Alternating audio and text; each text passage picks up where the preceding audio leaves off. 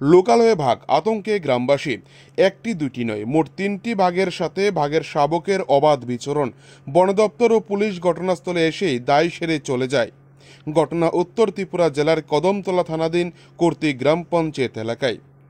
ঘটনার বিবরণে জানা যায়, রবিবার রাত আনুমানিক 12টা নাগাদ কর্তৃক গ্রাম পঞ্চায়েতের মধ্য রাজনগর এলাকায় নূর আহমেদ ধর্মনগর থেকে বাড়িতে আসার পথে মধ্য রাজনগর অঙ্গনওয়াড়ি কেন্দ্রের বিপরীতে রাস্তার পাশে দুটি বাঘ দেখতে পান।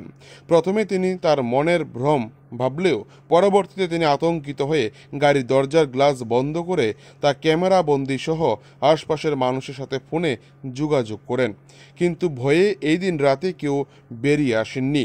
পরে তিনি স্থানীয় জেবি স্কুলের পাশ থেকে আরেকটি বাঘ বেরিয়ে আসতে দেখতে পান।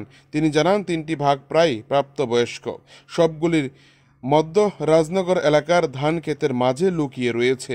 এদিকে স্থানীয় গিয়াসউদ্দিন নামের অপর এক ব্যক্তি জানান, সোমবার ভোর 5টা নাগাদ জাকারিয়া হোসেনের বাড়ির বাউন্ডারি ওয়ালে 2টি বাঘকে দেখতে পান। তখন গ্রামের অন্যান্য লোকজনও ছিল।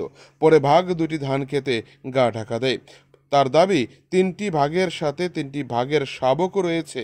বাঘের আতঙ্কে ঘনবসতিপূর্ণ মধ্য রাজনগর এলাকার মানুষ আতঙ্কিত হয়ে পড়েছেন।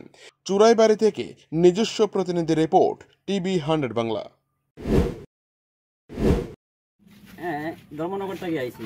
আমার পরে রাত্রে 12:30টায় আমি এই জায়গার মধ্যে এখন বর্তমানে আছি কুর্তি মধ্য রাজনগর অঙ্গনওয়াড়ি স্কুলের ঠিক সামনে। তো এখানে আইয়া দেখি একটা বাঘ। দেখার পরে আমি গাড়িটা থামাইছি। থামানোর পরে দেখলাম যে যখন গাড়িটা থামাই আস্তে আস্তে বাঘের সাইডে গেছি, গাড়ি লইয়া গ্লাস বন্ধ করি। তখন গিয়া দেখলাম যে এখানে নিচে আরেকটা শুয়াইল আছে, 2টা বাঘ এক জায়গায়। দেখি আমি একটা লাইভ করছি। তখন যে ভিডিও করলে হয়তো এলাকার মানুষও কইতে পারে যে এটা হয়তো মিথ্যা বা এর লাগে আমি লাইভ করছি।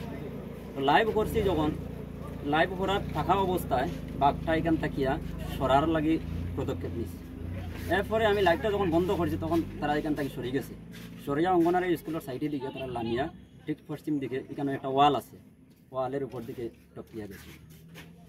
এরপরে আমি এখান থেকে গাড়ি ঘুরাইছি। আবার যখন তারা দেখছি না, এখান থেকে গাড়ি ঘুরাইছি। আমি 2-1জনের সহায়তাও চাইছি, ফোন করছি। তারা ফোন করার পরে তারা বয়ে বাড়ি থেকে বেরিয়ে যাইছে না। এরপরে আমি এখান থেকে যখন গাড়িটা ঘুরাইয়া গেছি, যাওয়ার পরে 3-4 নল জায়গা যখন গেছি আমি পিছন দিক দিয়া, তখন গিয়া দেখছি যে আরেকটা বাঘ আইতেছে।